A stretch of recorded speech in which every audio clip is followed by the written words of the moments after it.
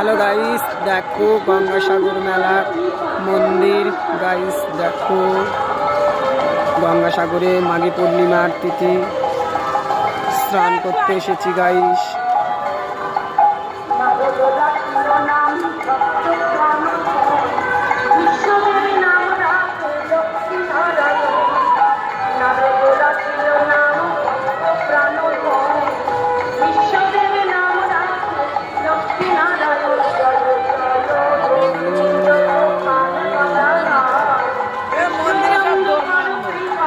প্রসাদের দোকান, এখান থেকে প্রসাদ কিনে কপিলমুনির পুজো দেওয়া হয়।